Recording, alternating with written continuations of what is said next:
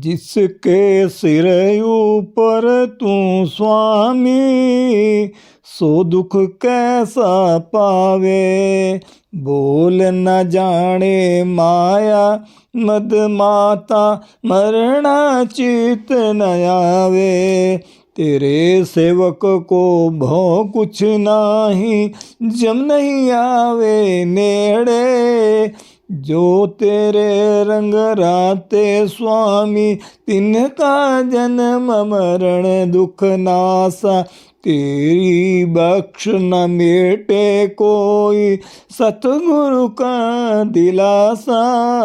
नाम त्यायण सुख फल पायण, 8 पहर आराधे।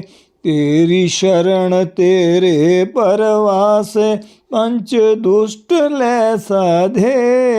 ज्ञान त्यान किछ कर्म न जाना, सार न जाना तेरी।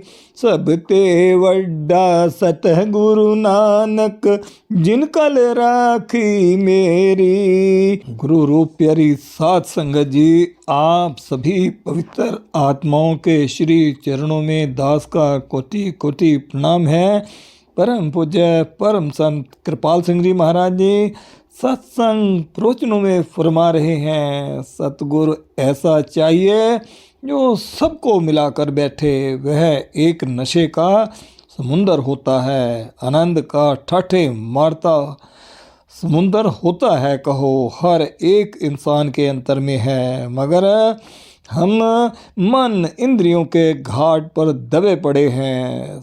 मगर जो प्रभु को अंतर में प्रकट कर लेते हैं, वह बगैर पिए ही मस्त रहते हैं। मीरा कहती है, मैं बेपिए मदमाती और बगैर खाने पीने के वह तृप्त हो जाते हैं। नाम मिलिए मन तृप्ति, गोदड़ी में बादशाह छुपा रहता है।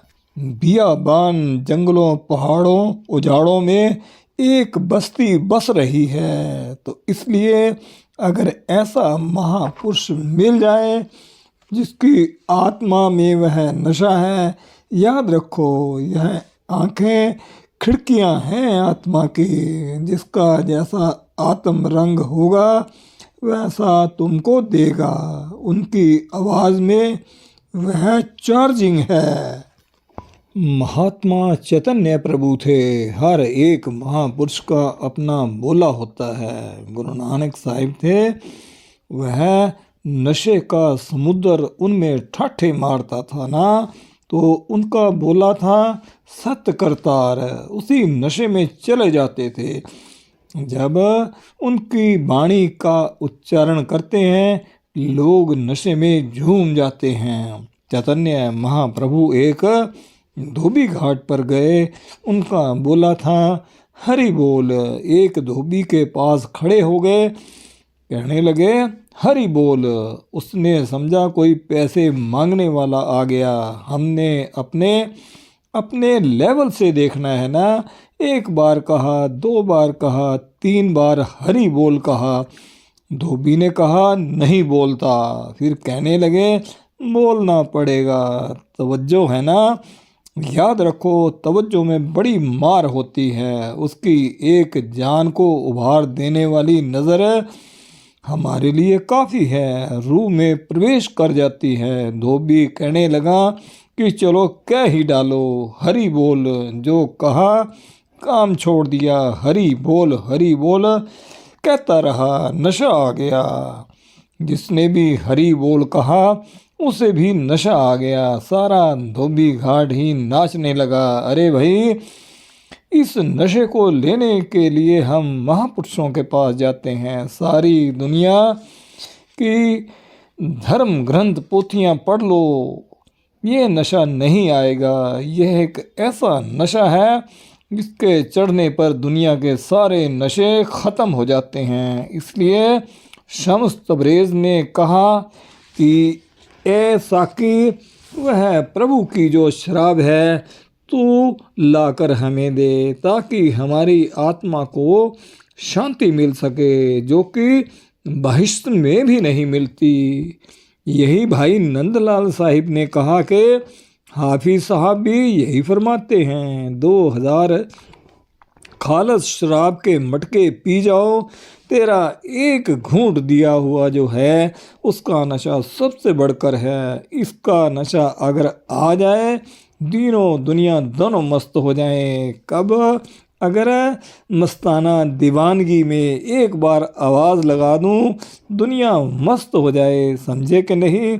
ये दस्तूर नहीं, हुक्म नहीं, मसल्ला अमर नहीं बनाया गया, एक कानून है कि यह बयान में आ नहीं सकती चीज़, और बयान में आए भी क्या, आ कैसे सकती है। मौलाना रूम भी कहते हैं कि अगर मैं चाहूँ तो सारे काफिर मोमन बन जाएं। तो यह है जो मौजूदा महापुरुष देने आते हैं। और यहाँ तक कह दिया कि मैं अगर मर जाऊँ, मेरी खाद बनाकर ज़मीन में डाल दी जाए, उससे जो गंदम उगे, उस रोटी के परोसने वाला भी मस्त हो जाए। जिस तंदूर में वह रोटी पके, उसमें से भी आनंद के शोले निकलने लग जाएं, और जिसको वह खाना मिल जाए तो क्या होगा। ये है वह चीज़ जो गुरु देता है और सीधा रास्ता बतलाता है। तो ये चीज़ें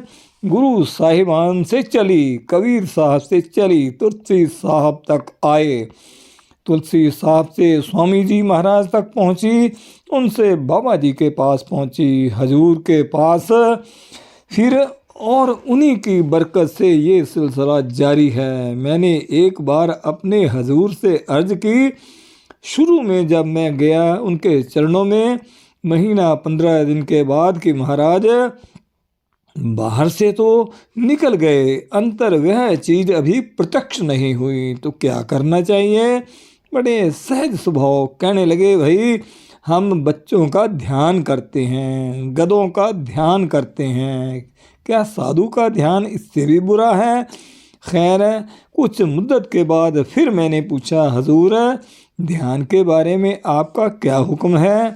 कहने लगे, जब गुरु नाम देता है, साथ हो बैठता है, उसका ध्यान करते जाओ या ना जाओ, दोनों में कोई फ़र्क नहीं। गुरु इंसान नहीं भाई, जिनको हजूर मिले हैं खुशकिस्मत हैं वह लोग, उनके ध्यान की और रीस ही क्या है। मगर यहाँ एक मुश्किल बनी पड़ी है, अपने जैसों का ध्यान करो तो फौरन आ जाता है, अपने से ऊंचे लेवल का ध्यान बनता नहीं। बनाने के लिए हमें ख्याल करना पड़ता है कि फलां जगह देखा, कभी पगड़ी बन गई, कभी बाजू बन गया, ये मुश्किल पेश आ रही है, तो इसलिए मैं किसी को ध्यान नहीं बतलाता।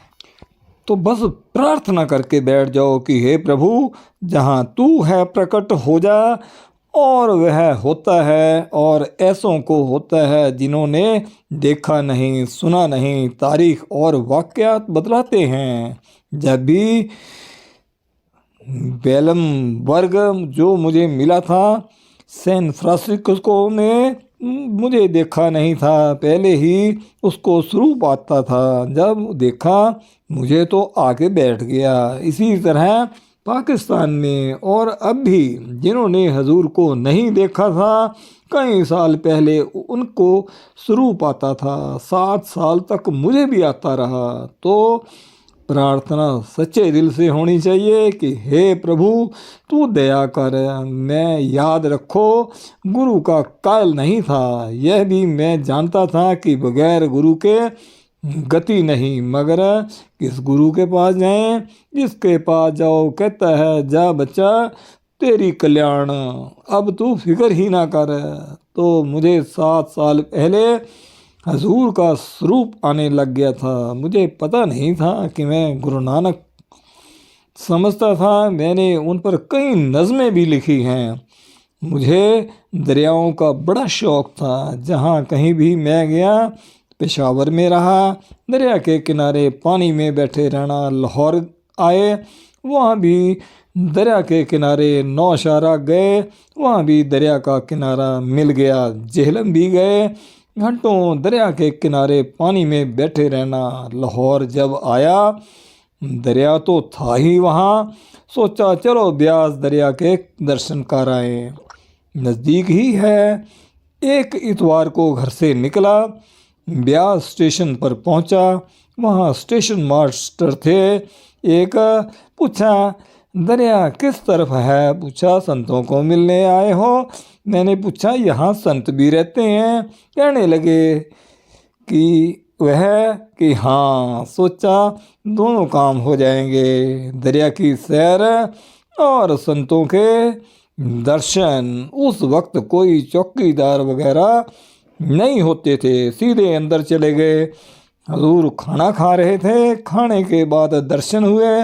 देखा ये तो वही है जो 7 साल पहले ही अंतर में आता है। अर्ज की कि महाराज इतनी देर क्यों? सो जब समर्थ मिल जाए दिन रात उसी के गुण गाओ। मौलाना रूम साहब का जब आखिरी समय आ गया तो बातें करने लगे कि भाइयों, तुम क्या जानो कि मेरे अंतर कौन सा बादशाह बैठा हुआ है। यह मत देखो कि मिट्टी का बुत बना हुआ हूँ, ये देखो कि मेरे अंतर तो वह शहंशाह बैठा हुआ है। जब सिख ऐसा बन गया तो उसका बेड़ा पार हो गया कि नहीं।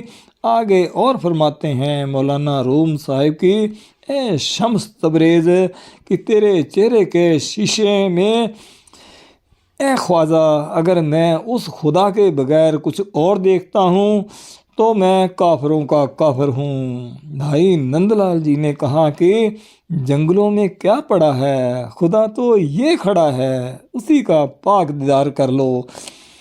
कई भाई मेरे पास आते हैं कि अंतर में स्वरूप आता है, भाई बातें करो उससे। जब बातें शुरू हो गई तो बहुत साल सिलसिला पार हो जाता है। यहाँ गुरु दे अभ्यास में अगर अगले मंडलों में गुरुदेव और आगे सतगुर रिहा भरपूरे। भाई नंदलाल ने तो यहाँ तक फरमाया है कि तेरी सूरत देखने के लिए मैंने यह जिस्म धारण किया है। इतनी दिलकश सूरत है तेरी, तेरे में वह झलक है प्रभु की, इसलिए मैं दोबारा जिस्म में आ गया खाली तेरी सूरत देखने के लिए, वरना दुनिया में आने की मुझे क्या ज़रूरत थी। तेरी बंदगी की जो हवस थी मैं वजूद में ले आई, वरना दुनिया में आकर क्या करना था, कोई शौक नहीं था। वही उम्र अच्छी जो तेरी याद में गुजर जाए। आगे फरमाते हैं कि हे सतगुर, जब तू याद नहीं आता तो मेरी मौत हो जाती है, आँखां जीवा बिसरे मर जावा। फिर कहते हैं कि अगर तेरी याद के बगैर ये ज़िंदगी है तो किस काम की है। सिख का जीवन ही गुरु की याद है। जैसे छोटे बच्चे का जीवन माता का दूध है, ऐसे ही सिख का जीवन गुरु का वह दूध पीना है, water of blood of life. और इसकी गुरु हर तरह संभाल करता है। बच्चा गंदगी में लिबड़ जाए, माता उसको साफ करती है। रात को सोते वक्त पेशाब कर दे तो ठंडी जगह आप लेटती हैं, उसको सीने पर लेटाती है। बच्चे को माफ़ करना पता ही नहीं। इसी तरह हम गुरु को क्या जानते हैं, ऐसी पाक हस्तियों के पाँव की जो ज़मीन की मिट्टी है, कहते हैं उस पर मेरी जान और दिल दोनों कुर्बान हैं। और जो जो तेरे रास्ते पर गए उन पर भी मैं कुर्बान हूँ। वह क्या देते हैं, वह एक नशा देते हैं, मिलता आँखों से है, शराब निकलती है आँखों से, गद्दियाँ मिलती हैं आँखों से। याद रखो लाइफ से लाइफ आती है। सारी दुनिया की धर्म पुस्तकों के होते हुए भी अगर यह लाइफ वाली हस्ती नहीं मिलती, कुछ नहीं बनता। तो हमारे हजूर थे, यही दात लेकर आए थे। कल तो था ना कि किससे प्यार करना चाहिए, ये मजमून था। आज है वह महापुरुष क्या काम करते हैं, सबको मिलाकर दुनिया में बैठते हैं और सबको एक सबक देते हैं। यह इन्फेक्शन से मिलती है। Spirituality cannot be taught but is caught. यह एक बकायदा साइंस है। सो वर्दी सन्स ऑफ द फादर होना चाहिए, समझे। यह कहीं गए नहीं, घबराने की बात नहीं है। अभी कईयों को फैज़ मिल रहा है। यह दिखलावे की चीज़ नहीं है, बनावट की नहीं, एक्टिंग पोजिंग की बातें नहीं, फैक्ट्स हैं, हकीकत है। इन्हें संभालो। धन सतगुरु, धन गुरु रूप प्यारी साध संगत जी।